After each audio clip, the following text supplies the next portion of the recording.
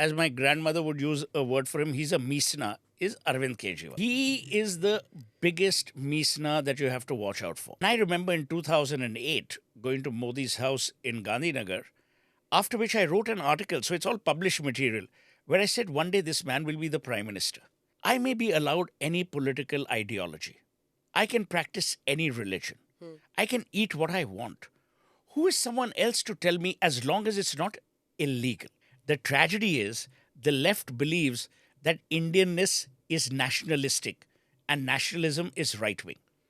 They forget that patriotism is the last refuge of the scoundrel, not nationalism. Namaste, Jai Hind. Welcome to ANI podcast with Smita Prakash. Today's guest is Mr. Suhel Seth. He's a brand strategist, he's a writer, author. You've seen him on television debates. He talks about every subject under the sun. Suhel is a no-holds-barred kind of a speaker. He will say the most outrageous things on television, on camera. He believes in what he speaks. There was only this one short period where he kind of didn't talk about. And even to date, he will not speak about it when he came under cloud to some extent because of the Me Too allegations against him. And since it is, he doesn't want to speak about it, he agreed to do this interview with the understanding that we will not talk about this issue. And he will speak about it when the time is right, he says. Thank you very much for coming to our studio, Suhel. Nobody will believe that this is the first time I'm meeting you officially. I mean, I must reveal this little bit that I remember when I was in college, you were senior to me. You were in Calcutta, I was in Delhi. And we were going for an inter-college competition and we got to know that, oh, there's a team coming in from Calcutta. Kaun hai? Suhel said, all of us deleted our names. I said, no, not taking part. There's But no which question. college? I'm not even telling you. Jesus and Mary College, Delhi. Oh, I So used to love Jesus in Mary we were College. finished. We were like absolute mincemeat. And when I saw our teams competing, I said, "Yeah, no chance. This guy's going to win everything." And that's what's happening these days when we see you on television. It's like, doesn't matter what the topic is. You just make mincemeat about everybody. No. But thanks to Delhi colleges, I got my first motorcycle. I bought my first Maruti, in those days Deluxe, because of the winnings. These were the only colleges which paid cash, except for St. Stephen's, which gave you book vouchers. Otherwise, everyone was paying cash. But let me start from the beginning. You're quintessentially a Calcutta boy. You take great pride in talking about you being, from Calcutta, the love that you have for that city. We'll come to the Delhi aspect later. Tell us about your life in Calcutta. So I was born in Calcutta, and my grandfather was one of the first ever Indians to do a joint venture with Roche Pharmaceuticals.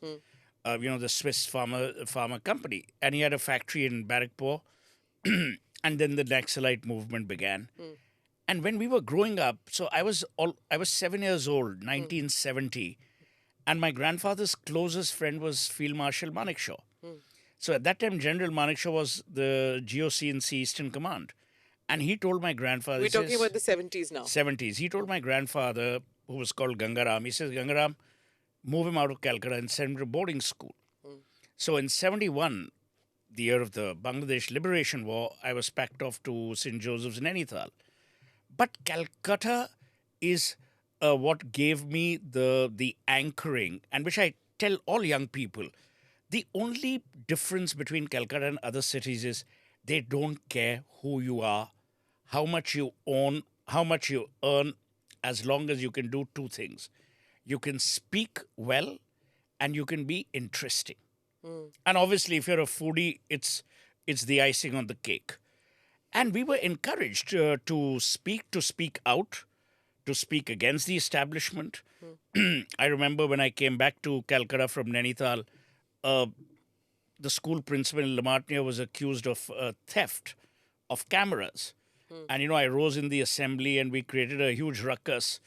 And my school tie was taken, house captain tie. Got that. But we didn't care. So also at that time, remember, Smita, you're obviously much younger, but in those days, theatre was the elixir of life.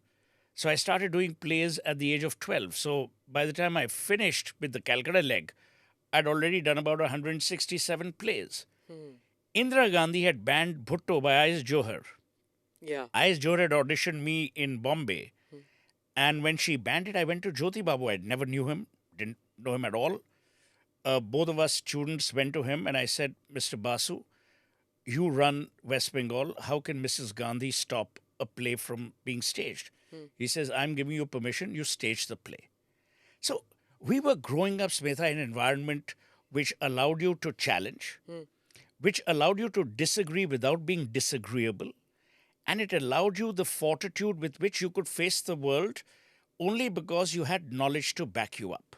But now in today's India or today's world, I wouldn't say just India, it's all wokeism. It's everything has to be politically right. You say one word this way or that way, it could be either an FIR against you or the cancel culture. Do you agree with that? That we are in a very difficult phase? Yeah, and I have to say two things here. Narendra Modi was my briefing client along with Jaitley when I was doing the Vajpayee campaign. I've seen Modi in action. Obviously, Jaitley sadly passed away. And I remember in 2008 going to Modi's house in Gandhinagar, after which I wrote an article, so it's all published material, where I said one day this man will be the Prime Minister. I have seen the retribution that, say, the topmost person in India has faced because of this cancel culture and wokeism. The good part is Modi ignores it as he should. I was in New York, and last week there was an issue related to Shazia Elmi. And people asked, She's the BJP spokesperson, in case people don't. I said, just ignore it. Wokeism is You said nothing. that to Shazia. To Ignore it. Shazia and to the organizers. Okay. Look, there will always be people who will pursue an agenda of their own. There's no bigger intolerance than being intolerant and seemingly coming across as tolerant. So the most intolerant people are the ones actually who praise and who, espouse the virtues of tolerance. For instance, I may be allowed any political ideology. I can practice any religion. I can eat what I want. Who is someone else to tell me as long as it's not illegal? Okay. Many years ago, I was asked on a program, why do you smoke? I said, I smoke cigarettes. Oh, it's bad for your health. I said, when if it's made illegal, I'll stop. So I have a very clinical view on these matters. And I think the more we succumb, the more they will trample you. See, it's easy to say don't succumb when it's an individual, but it's become so serious now. Anybody eats non-vegetarian or eats beef, cancel culture. The thing is that why do you talk about eating beef but you don't talk about pork? They have a way of, I can well understand one side saying it, but the cancel culture is what is scary, because the right wing, which was a victim of that cancel Correct. culture by the left, now says that, hey, you did this to us, so we'll do it to you. So while I understand where they come from, where does this end? If this is how it's going to be, if you recall in those before the Modi era, before 2014, the reason I say Modi era is because, the right wing started asserting itself a little bit, say, between 2014 to 2016, and talked about this whole Khan market gang and how they had got a kind of a vicious grip over media, over the think tanks, over seminar circuit. Everything was, if you were even mildly right wing. There's this. I remember meeting an author in Washington DC. He goes with the Twitter handle called Great Bong. His name is also Arnab, and he told me that publishers wouldn't even consider his books at one point of time when he was writing, or even his articles, because they was like, tone down your right wing. Otherwise, we can't give you op-ed space. We like what you write, but we can't give you op-ed space. This is how it used to be before 2014. I met him before 2014. But sure enough, 2014 comes and everything changes. He finds a publisher, he finds op-ed space, but there is the other thing that happens, right? The right wing is now out there writing their op-ed pieces, and they are now critical of the left wing guys. So where does this end? How does there a balance come about? So I think that's a brilliant question. Now let me tell you where it'll end. Nowhere. Because it's going to perpetuate itself until people like you and I will see through the nonsense and we'll be able to sift through the facade. What is happening is, as you rightly said, there is an assertion. This is the era of assertion. You're asserting yourself, they're asserting themselves. Also, remember, liberals have a very fine way of assertion. They believe in social ostracization. Yeah. The right wing is still dumb enough not to know how to do it. I've always said that there's no point getting upset with the New York Times or the Washington Post. You either engage with them or you let them be. The day you tell someone I'm upset with you means that person is relevant to you. Irrelevance, Smita, is the worst thing. You know, many years ago, I think it was George Bernard Shaw who says, you can love me or hate me, but don't be indifferent. Okay. Indifference is what the right wing must now learn to practice. Also, I have a sneaky feeling that many a time the right wing sometimes wants the endorsement of the liberals, Yes, I agree with which, you. by the way, is suicidal. Why would you want the endorsement of anyone? And I've always said, you know, I was asked this question in New York. People said, oh, but Modi. I said, when I last checked, he's won 2 general elections. We are a democracy. If you decry him, you're actually decrying democracy. And you're decrying the mandate of a large section of Indians who have voted him. He has not sneaked through the back door. I can understand when, say, a think tanker or a policy wonk says that this is not the India that ought to be, because think tankers tend to think they know a lot of what India ought to be, what corporate India ought to be, what media ought to be. They are the ones who are the gyanis. What about journalists? How can journalists not accept a mandate? If today Rahul Gandhi wins 3 elections, state elections, say he wins Gujarat, he wins Himachal Pradesh, he wins the next election that happens, the state election that happens. If he wins that, will you continue to, will anybody, any in their sane mind, continue to, say that he's a nut job, he's a this, he's a that? No, he's winning elections, which means people believe Absolutely. in him, right? So I can't understand journalists who, say this is not right. But you know, what did you see between 1952 and 2014? You saw political patronage of the worst kind. You replaced the royals with the political royalty.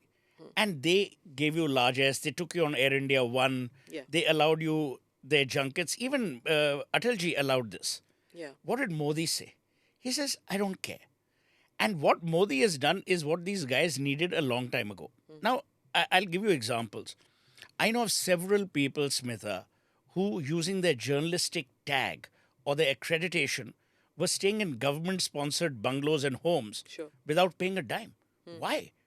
They were close to the powers that be. You saw there was a famous, so-called famous lady journalist on television who said, "I make and break cabinets." It's another matter that she got 24 people killed at the chambers because of a reckless and insensitive reportage on 26/11, which I was witness to. So, point I'm making is those days of entitlement are over. Now, all that needs to be communicated, and this is where this government is perhaps its weakest. The individuals in this government are great communicators, but the government as a whole is weak. Why should they even talk about right wing? What has Modi done with the Padma Awards? He has created a democracy of awards that you and I couldn't imagine. Earlier, people would write to me, people would call you up saying, Mera naam. I would always tell people that if I even endorse it, that's a sure sign of not You getting won't it. get it. But you know how the thing Yeah. worked? Yes, I know. Today, Yes. it is actually a meritocracy, Yeah. but no one talks about it. Yeah. Today, you can be the poorest of the poor, the commonest of the common, and yet if you've achieved something, you will get it. You can write 6 op-ed columns praising Modi, but you will not get a Padma Award. This is what has the message which Or Rajya Sabha. or Rajya Sabha. This is the best message that could have gone out. I mean, I am supremely happy that this has happened, but then of course I'm not the thing. You are the brand consultant. Now, let me get on to, before I get on to the corporate sector, let me just get on to the political parties. You've talked about what BJP does wrong, or what the BJP government does wrong at the center, or even the right wing does wrong. What about these single man band parties, right? Their image is of like, okay, Mamta heads TMC, it's be all and end all, right? The BSP, the SP, the KCR's party, TRS, there's Stalin in the south. There's, everybody, all these regional parties, so-called regional, they're actually single-man band. Even a Sharad Pawar is a single-man band. Absolutely. Right? But in spite of that, they get elected. They don't even need a branding. That one person brand is enough. Isn't that a little bizarre? No, but you'll be surprised. Mamata Banerjee has a very strong brand within Bengal. Sharad Pawar is seen as the great Maratha. But you're right.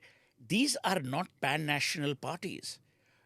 Ironic as it may sound, the only pan-national party Congress, is other than the BJP. is led by a guy who's better off sitting in a boat which he never has to row.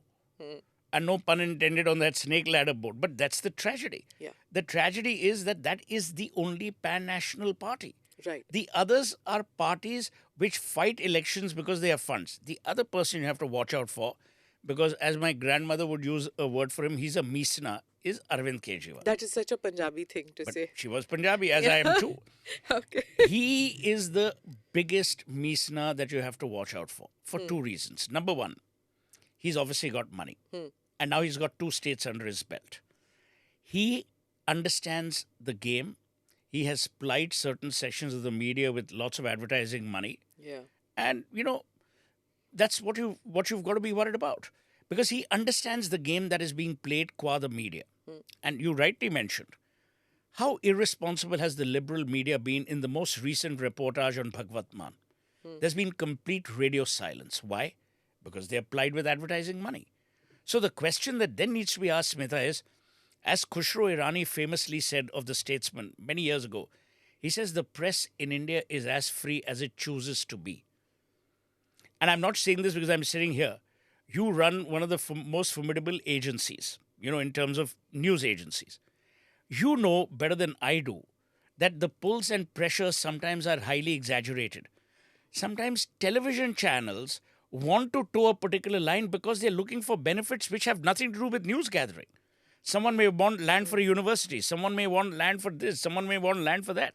Yeah, if it's not a purely news-owned organization, then yes. I mean, and many channels, mind you, are owned by rice exporters, builders, politicians. So they have their own compulsions. That I agree.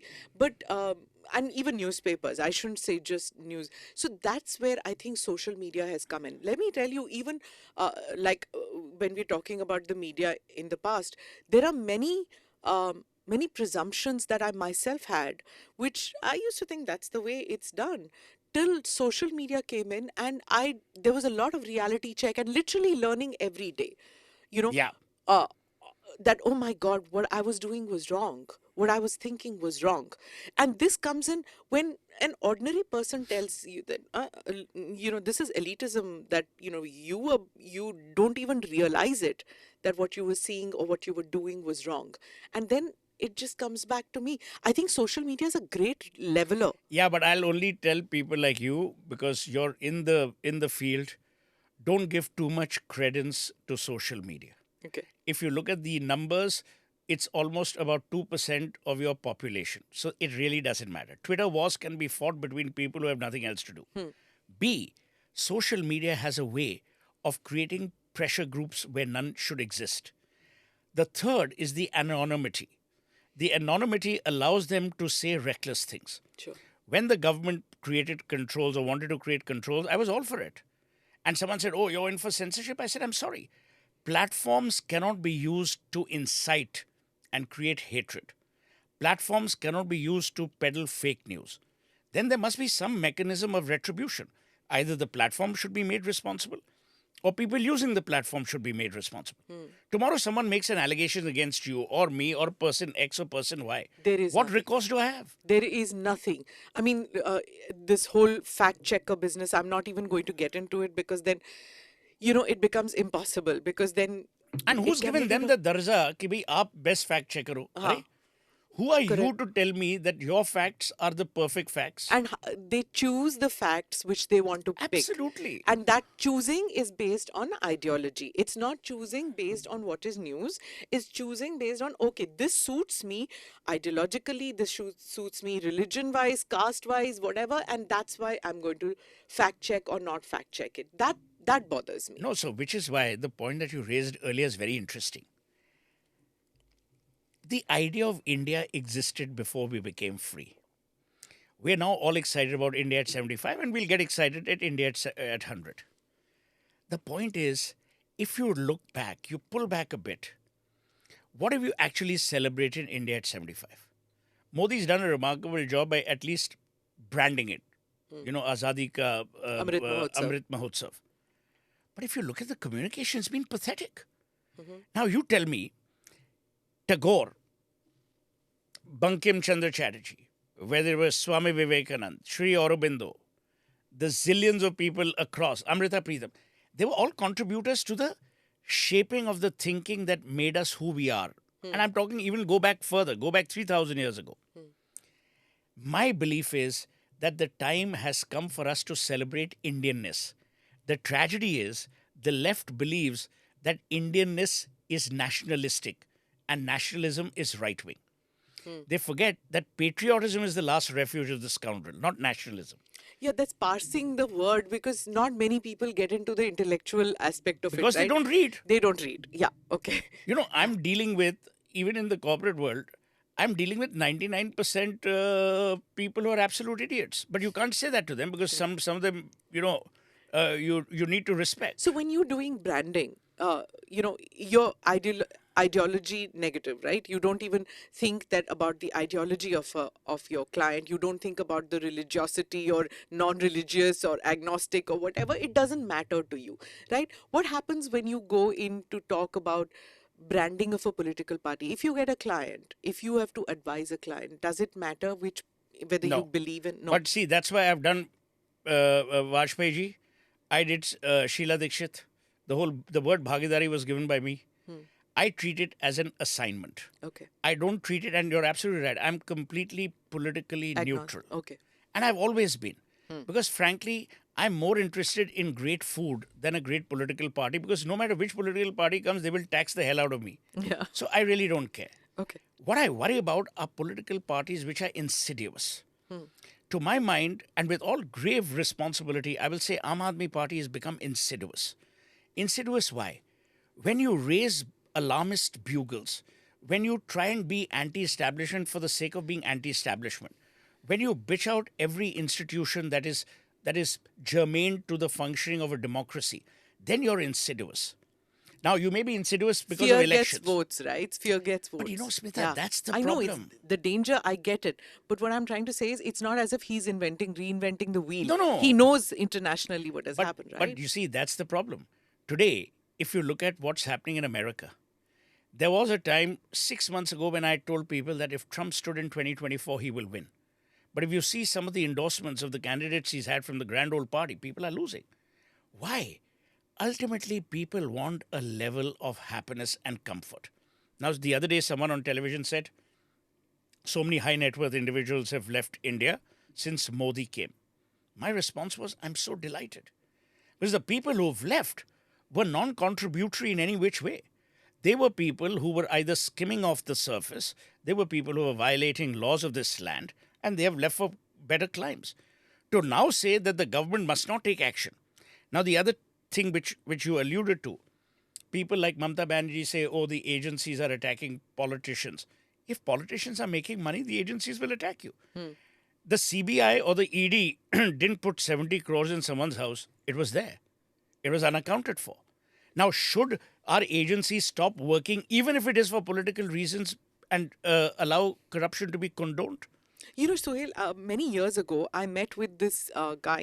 He's a businessman, industrialist, and said that I want my son. The son was in college, and he says, want him to get into politics. जैसे ही खत्म करता है, उसको politics में डालना है. So I said, like, why?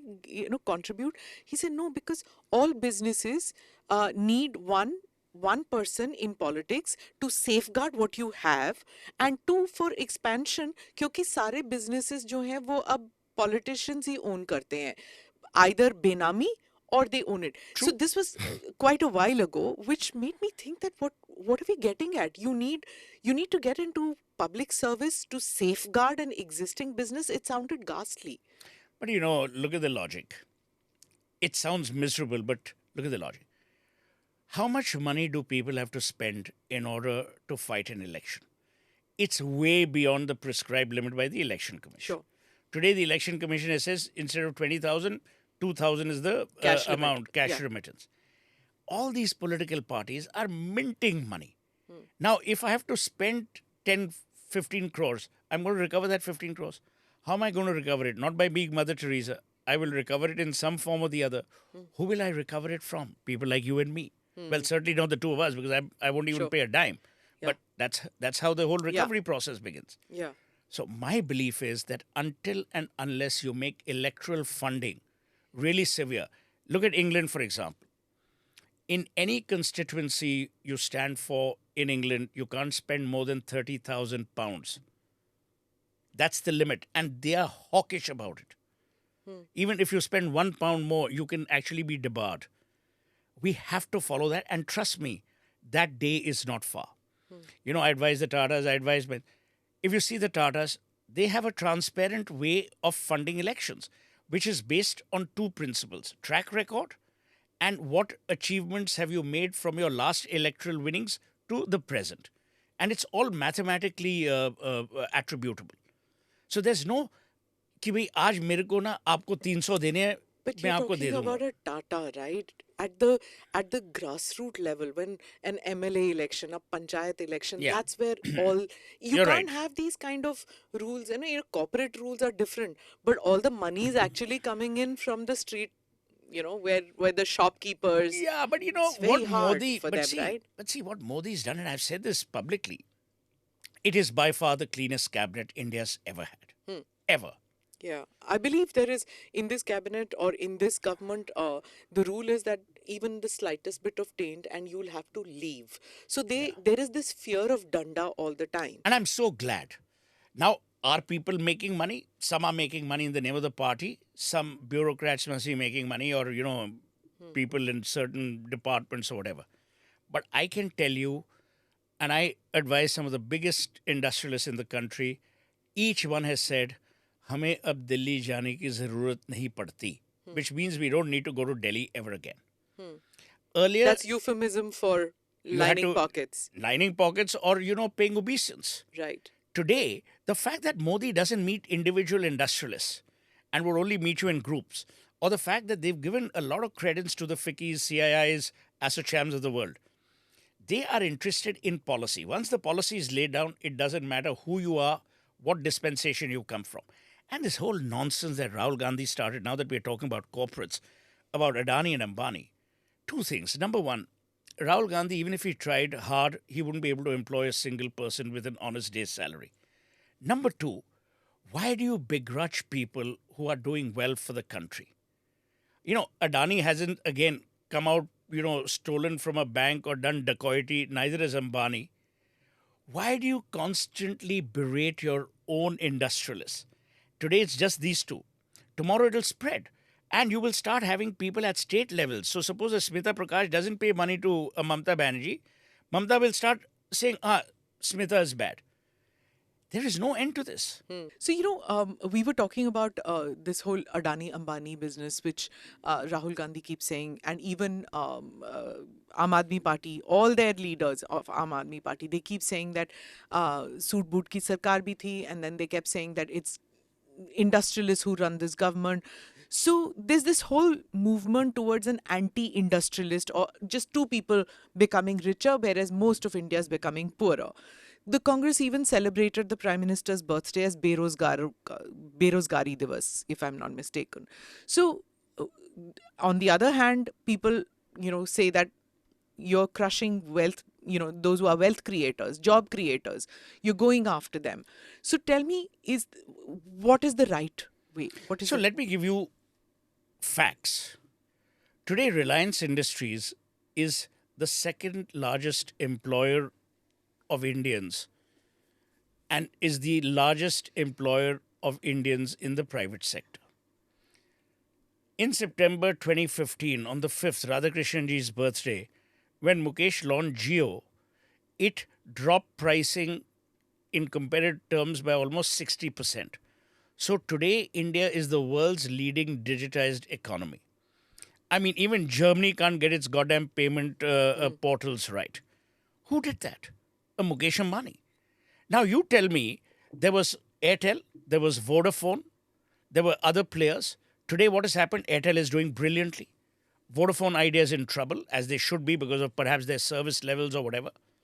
Today you have Jio, you have Airtel. Has Airtel been wiped out? No.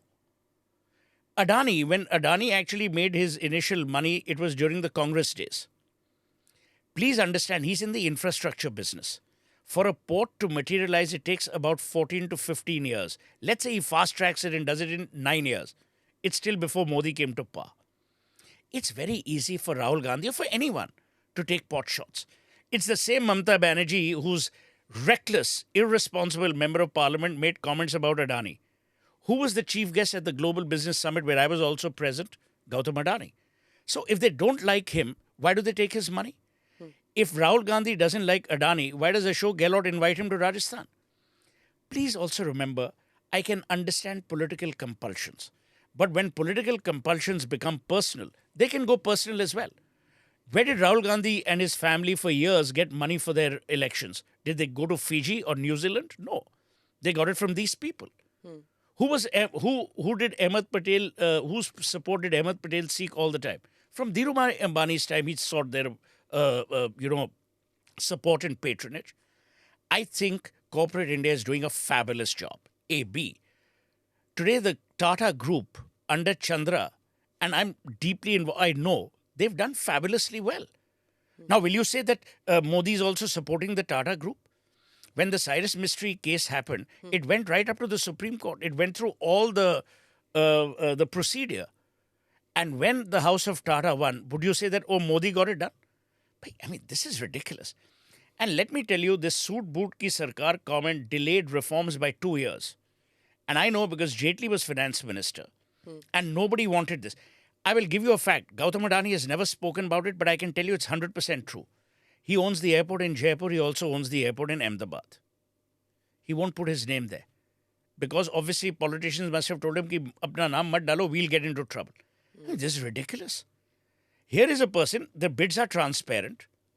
It's not as if, he's taken the airport under subterfuge. He's in the infrastructure business. Look at Mukesh. So tell me, in this, would you advise what he did was right? It's political expediency. You get the business. No, I think what he's done, what Rahul Gandhi has done is terrible. No, I'm talking about, say, an Adani not putting the name. Not doing it. Not at all, because I'll tell you one thing, and this is what I wanted to allude to earlier. You can only succumb to logic. The day you succumb to blackmail, there'll be no stopping you. They will blackmail you for everything. They will hold you to ransom intellectually. They will hold you to ransom monetarily. They'll hold you to ransom spiritually. Do you want that? And which is why I say this discussion in public domains on religion is a travesty of who we really are. We should not be talking about that. I should not worry if Smita eats beef or eats pork or eats chicken or eats gobi. I should be worried if Smita doesn't have enough food on her plate to eat. That should be my worry. True, very well put. Another question which I've, it really touched my heart is what you said about Jhunjhunwala. He made many people wealthy, which not many people know, those who are not, dealing with the stock market or don't know about him. We saw those pictures of him with the Prime Minister and knew that he was not keeping good health. You interacted with him in the last... several times. In fact, the day he met the Prime Minister, that evening he had come home to Gurgaon for dinner. And I warned him. Not the first time. I told him, I said, you got to take it easy. He was a severe diabetic. In fact, he had a diabetic foot, hence the wheelchair. But Rakesh was a different and is a different human being. I can never even talk about him in the past tense. His life was so wedded to the idea of a successful, entrepreneurial, driven India. I never saw that in too many people. A, B, what I loved about him is, you say this about me, I used to say this about him. Reckless, enjoyed his life, and was Epicurean to a point that, who knows tomorrow, so eat, drink as much as you can today. What I always worried about, and I told him so in so many words, was his complete disregard for health or for fitness. I'm not exactly Adonis. I'm overweight, but at least I'm fit in the sense I'm healthy, I work out, I swim, blah, blah, blah. He had no interest. He was a great giver. He was a superb philanthropist. He gave money to Ashoka. He set up foundations. He set up schools. But here's the tragedy. Of what use is all of that when you disregard your own health? And today, he leaves behind a wife. He leaves behind a daughter who's 17 or so, two boys who are 13. I mean, this was a man who was a genuine giver. You know, of him, I've always said he was one of the finest optimists that you would want to put in a room anywhere to promote brand India. Okay. He was not only Indian in his outlook, in his eating habits, in everything. He was a committed Indian in terms of India's potential. He genuinely believed that India can, and India must outlive the potential that its most formidable supporters have given it. Even you are like that, very unabashed about your belief in brand India. I love my country. I love it to the point that sometimes the stupidities that it is infected with make me very angry. Like, I'm saying this to you. I've written about it. It'll be published in a while. I've said that brand India at 75 could have been a celebration of such a different kind. But, you know, we turned it like event managers. And this is my problem with governments. See, remember one thing. Modi is a very astute marketing man. Very astute. He understands both optics and the outreach. But when you give it to Babus, they don't. They treat it as an event. Now, you tell me you have two Nehru centers across the world. One in Moscow, one in London. What are they? They're known for samosas and pathetic wine. I could have done an outreach which would have been so remarkable in celebrating India. Why? I would have first celebrated democracy. The day I would have celebrated democracy in Washington and in New York, in London and in Moscow, I would willy-nilly be celebrating Modi. So all his people in the government who would like to suck up to him should have realized that a celebration of democracy is actually a celebration of electoral politics over dictatorial politics. Plus, what do we do in our soft power, Smita? We talk about Bollywood. That's it. We have sundry literary festivals. But where are the Hari Prasad Chaurasyas who are still alive? We do a film on India at 75, which is a poor copy of Mile Sur Mera Tumhara. This is a film which should not have had Kapil Dev, although I love him. It should not have had all these celebrities.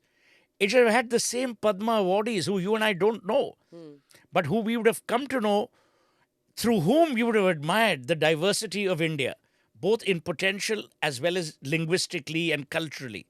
We let that opportunity pass. So my belief is that this country has so much potential. We've got great people. We've got great human beings. You know, people have asked me, I mean, I've advised governments abroad. People said, why don't you become a British citizen? I would never give up this country. Why? Because A, I was born here. B, I don't belong to India or India belongs to me. We have a common DNA.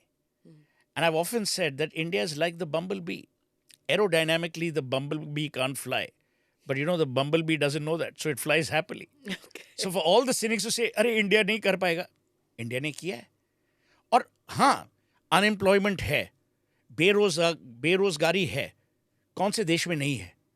Today, America is battling an 8.3% inflation. What we did during the pandemic, I was the biggest critic in wave 2 when we ran short of oxygen and we ran short of ventilators. But we triumphed. So you don't think, as many in the opposition say, that the idea of India is being altered and it's under threat? Who are they? The idea of India belongs to every Indian. Who the hell is Jairam Ramesh or Sitaram Yechuri, or for that matter, anyone in the BJP to say, this is one idea of India? India's ideas are pluralistic.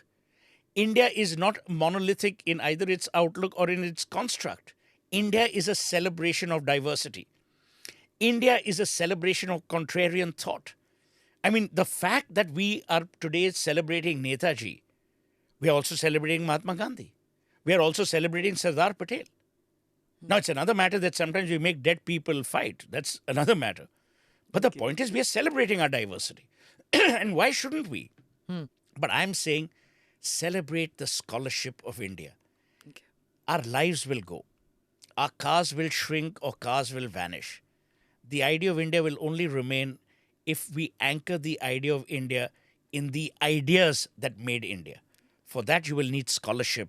You won't need bravado. You know, there are n number of people who say that Suhail lives his life large, like a Malya of the No, corporate no, yeah, world. now, You love your parties, you love your friends, you love that high profile lifestyle that you led. There was nowhere you got affected by this wokeism at any point of time, to be correct.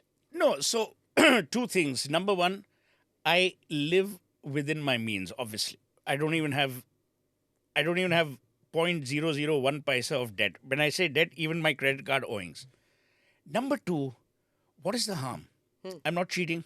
I've not stolen anyone's money. I've not done a single deal. I've not fixed anything. I'm abusing most people on television. But people also realize that in friendship, it is always unconditional. Now, in my house, people come from different dispensations. You would have an artist, you would have a musician, you would have a philosopher, you'd have a poet. So it's not that we are making any distinction. Ki bhi hame, and I wrote in my book, in my first book, I said, never make clients out of friends. Only make friends out of clients. Because the day you start doing the former, you're in trouble.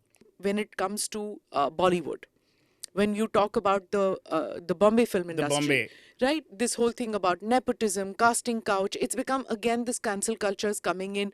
We're saying, oh, everybody is hiring only people who they know. Your uncle, your this. So this whole cancel culture comes in even there, this nepotism bit. As far as nepotism is concerned, who would you much rather work with? You'd work with people you know, especially in the film industry. To now say nepotism, wait, there's always been nepotism. Yeah. If there was no nepotism, there'd be no Bobby with See, Rishi there was Kapoor. always I had Pawan Verma on the show, and we were talking about this whole thing that it's always been there, so why not, right? It's always been there. The Yash Chopras and the all the other producers. It's been there in South India too. Correct. In the South Indian film industry, it's been there in bureaucracy too, and ICS Law. officers law. It's there in law. Journalism. Journalism, right? In the private sector, it's there, agreed, that you'd rather hire somebody, but then ultimately it's the balance sheet. If the son of an industrialist doesn't bring about the results, he is not CEO anymore. Somebody else is True. appointed because your balance sheet is killing And you're it. responsible to your shareholders. The same in Bollywood is that agar Mr. Chopra's son doesn't bring about 3 hits, after a while he can't last. Mr. Bachchan's son, if he brings flop after flop, he's not going to get producers. So the to do it. advantage is only it gives you a foot in the door. Look at Tushar Kapoor, for instance. Yeah. I have no comment on his acting abilities. But he comes from great stock. Yeah. Jitendra's son, Ekta's brother, Yeah. where is he? Yeah. Uday Chopra, where is he? Yeah. So let me tell you, it might give you a foot in the door, but it doesn't guarantee you a station in life. But in bureaucracy, in politics, it does. In bureaucracy, Because even politics in are the nurturing, na? I'm nurturing a constituency. Let's imagine I have a constituency called X. And I worked in that constituency for, let's say, 30, 40 years. And my daughter says, I'd also work there. She's perhaps seen me work. She's walked the streets with me. It'll be much easier for her than for an outsider. A, B. You're absolutely right. That's human behavior. We love legacy building. but not anymore. Those walls, that's what I feel, that change is happening. See, when I started in journalism, when I was doing beat journalism at one point of time, so who was doing the foreign beat, or even now who does the defense beat? Children of defense service Correct. officers. Who does the foreign beat? Sons and daughters of IFS officers. IFS officers, Absolutely. right? They are doing that. So what happens? Oh, uncle will give me an interview, auntie will give me an interview. Those uncles and aunties also, they have gone to those exact same schools. Correct. They have taken the civil services Whole exam. old boys network. Old yeah. Boys Network. They have the same. They go to Gymkhana Club, India International Yeah. Center. They have that. So regardless if you are mediocre, you will get the plum postings of London, New York, Washington DC, IC, and maybe one neighborhood posting, which is considered a punishment posting in Foreign Office, you'll get that. If you're in the IAS and you could belong to the cadre where actually you should be in the Northeast, no, you will keep a house in Delhi. But that's Smita, But is it's always changing, Suhail. I am noticing well, that. yeah. See, under this prime minister in our country, it's changing. But look at what's happening abroad. Yeah, I mean, You still think that in Western democracies that look at England. They decried Boris Johnson and they said, na, the old Etonian network. And they actually said, of the last 15 prime ministers since Winston Churchill, 7 are from the same school. So let me tell you, the old boys network is still alive and kicking. I mean, if you it's not crumbling anymore. not at, and it won't. Okay. Because ultimately, if you look at it from a human perspective or a consumer perspective, we are ultimately animals of social captivity. We are Explain. captive. So we are captive to our societal radius. You will feel very uncomfortable if I suddenly. Acha, why is there this bad habit in Delhi, especially? You ask someone to dinner, they'll always ask you, "Aur kaun aa raha hai?" Or con. So that's very Delhi, right? But it's now Bombay too. It's Bombay too. It's okay. it's now a national disease. Okay. And the reason why they ask is because of their lack of either scholarship or their lack of their ability to talk. They want to be in what I call comfortable zones. Or are they just nervous being seen with X or Y? Because No, no, these no. days. That they don't care because today they might be with someone, that person might go to jail tomorrow. They won't know. Okay. So that they're not worried about. They are worried about what we call a threatening environment. So Howard Schultz, who founded Starbucks, when asked, why did you create Starbucks? He says there's the office and then there's the home. And then there's the third place. So Starbucks was the third place where you didn't feel threatened, you didn't have to live up to any expectations, and nothing was asked of you. So the concept of the third place still doesn't exist in our lives on a day-to-day basis. Okay. So we are animals of social captivity. We are captive to social norms, social behavior. Yeah, people even make pretense. I mean, I don't want to name names, but I've said that there are Bollywood actors who even charge to be present at a funeral. Now, why would someone pay them? Because that person is seeking social acceptance. Okay. Today, if you see, the sense of entitlement is no longer stature driven, it is actually money driven. If you see the people who frequent 5-star hotels today from what they used to do 10 years ago, because people are no longer ashamed of their linguistic skills or their inability to speak English. Amar Singh used to say this too, where he used to say that when he used to, I mean, He said, charcha, parcha, kharcha. kharcha. ये yeah. अगर तीन चीजें हैं तो so Yeah. today people are not bothered. Today a guy who has the money knows he has the access. Earlier the guy who had the money may not have had the access and he'd feel a bit diffident. Today no one feels diffident. So you feel that, there was a time when Mr. Modi came in. I also remember the time when Mr. Gadkari was, became president of BJP. And, he used to drink saucer mein Chai dal chai ke. dal ke. He would sip it. And of course, everybody in Delhi used to titter and laugh about it because, it was like, oh my God, what is this he's doing? Because Delhi is a very, Quick to judge. Quick to judge on these things, right? Where it is so common in Bombay to do this. Even an industrialist would do it in Bombay and nobody would even blink. But in Delhi, these thunta habits, like you as Pawan was saying the other day, and he said, like, there's that one guy who said, oh, he's HMT, Hindi medium type. Or the worst was URT, Urdu medium type. My So- God. Yeah. So Thank God I don't know who Pavan meets nowadays so this was he's talking about his era in when he was in the foreign in the service. foreign service. So at that time, which is true, but you remember when you were in college also, there was this whole thing about salwar kameez pen ke aa gaye to you won't make it to the right crowd. No, in but I college, remember, huh? college Delhi, St. Stephen's, I was walking to speak at the Mukherjee Memorial and I was wearing a khadi kurta with blue jeans and Bata Kovadis sandals. And one guy says, "Gaon se aaye ho, kurte mein?" When I won the debate and I came down and I said, see, I won the debate. So he says, kabhi kabhi hum log gaon walon ko bhi chance dete. So the arrogance was stupendous. Yeah, but in college, to some extent, men could wear jeans and kurta because there was still that leftist Yeah, element to, and the and jhola and the jhola. There was still that thing that even if you didn't believe in leftist ideology, you still wore it to get to accepted get by the accept. leftists. And this, I noticed that it was only in some campuses where it wasn't visible, which was maybe in Stephens and maybe in an IIT, maybe in the technical colleges. But across India, that was the attire. No longer. No, now see, so a lot has changed in India. Number one, let me analyze it just from a sociological point of view.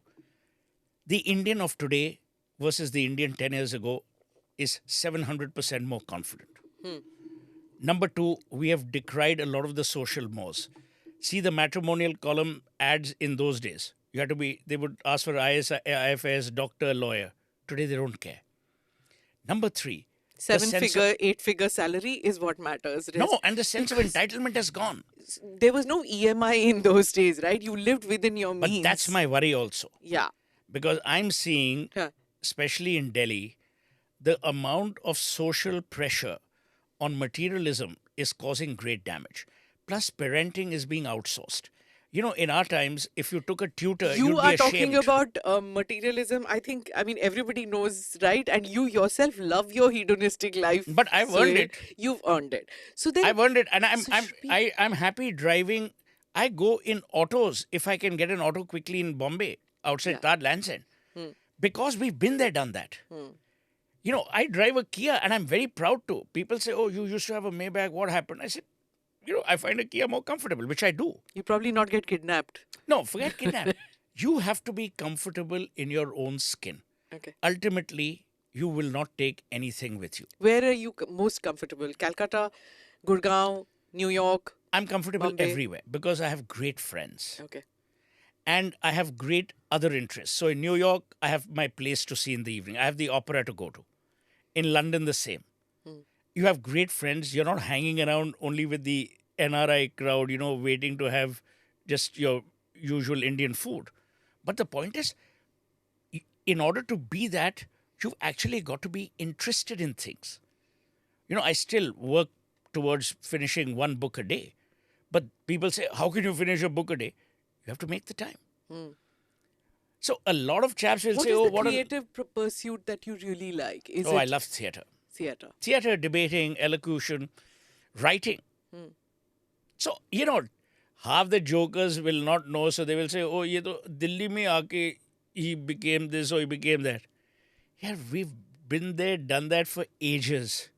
When bloody television began, pardon the French, when television began, I was doing youth time debates then, yeah, on Doordarshan. Yes. So it's no, now people say, oh, you're on television. I said, yeah, now we are at the fag end of our lives on television. Plus, we knew when to get off. Yeah.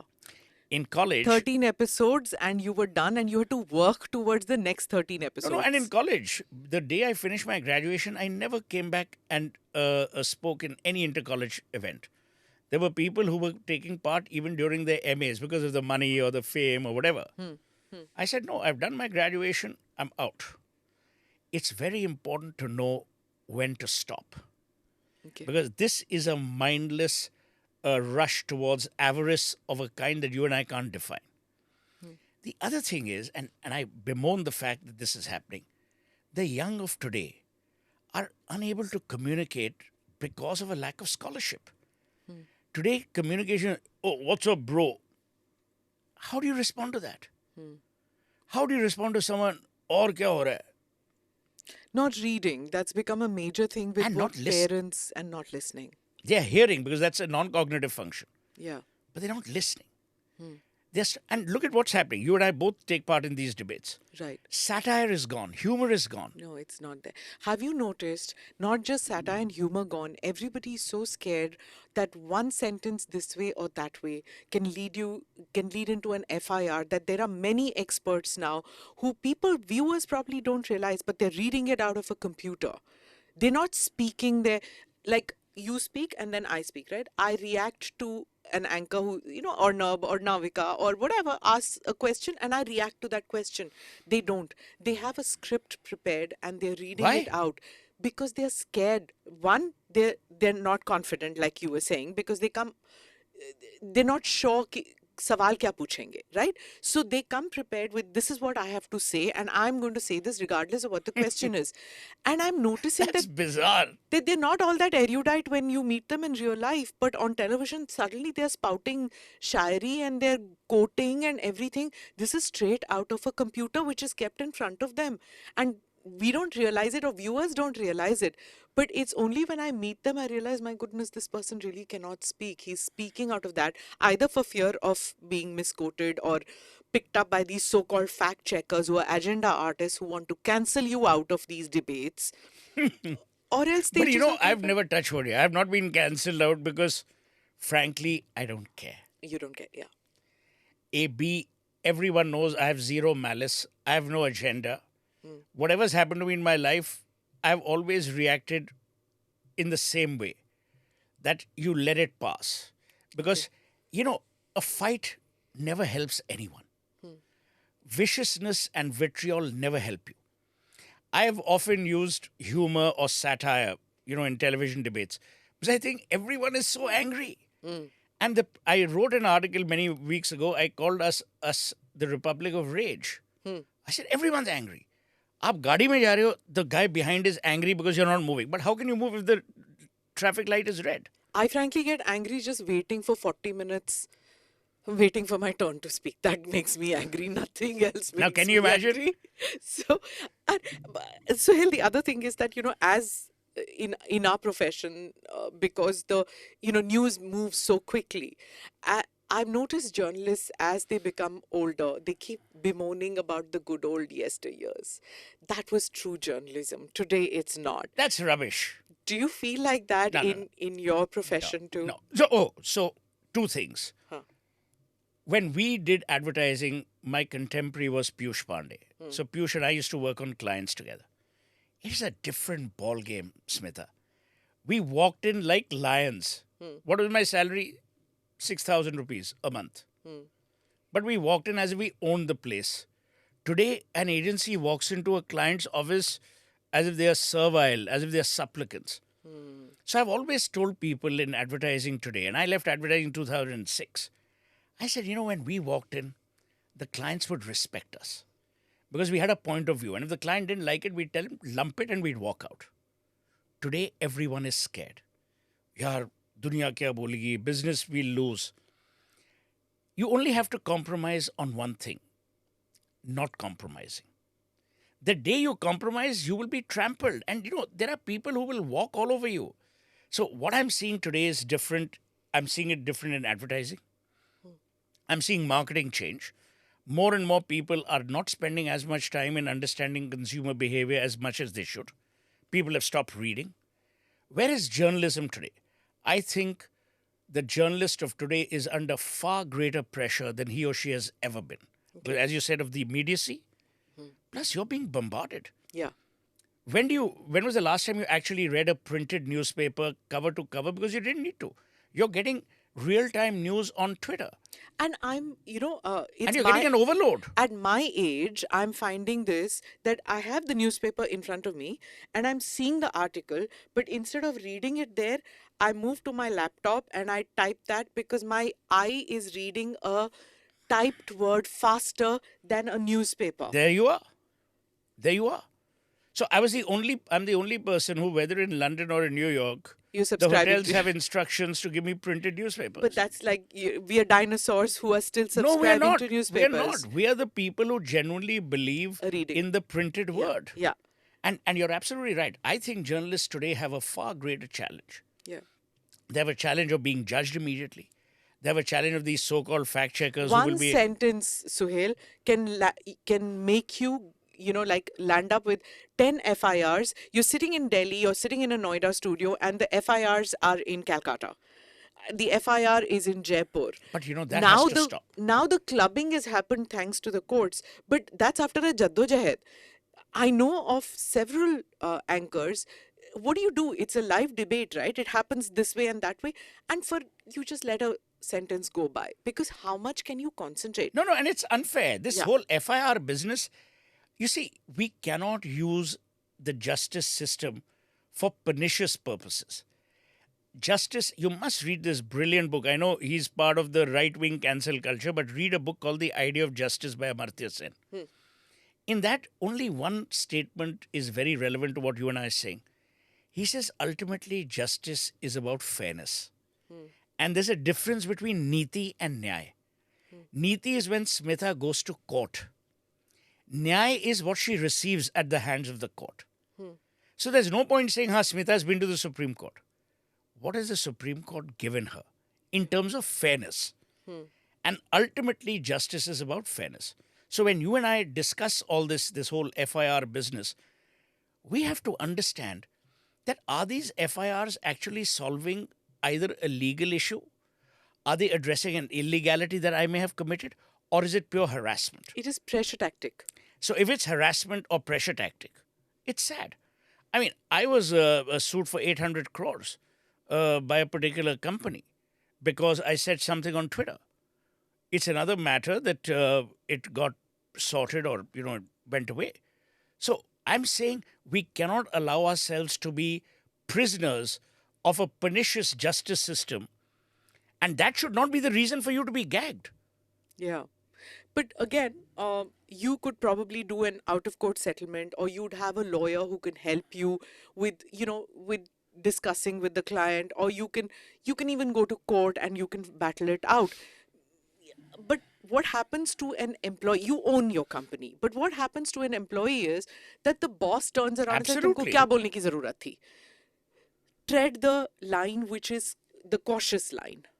So this is what is going to happen with journalism. Unfortunately, you now will have, like, it happened about 30 years ago where you had the marketing team sitting in editorial deciding on the pages. Correct. The same way now you have the legal team sitting out there to see what can go and what can't go. But that's sad, yeah. That's sad. Yeah.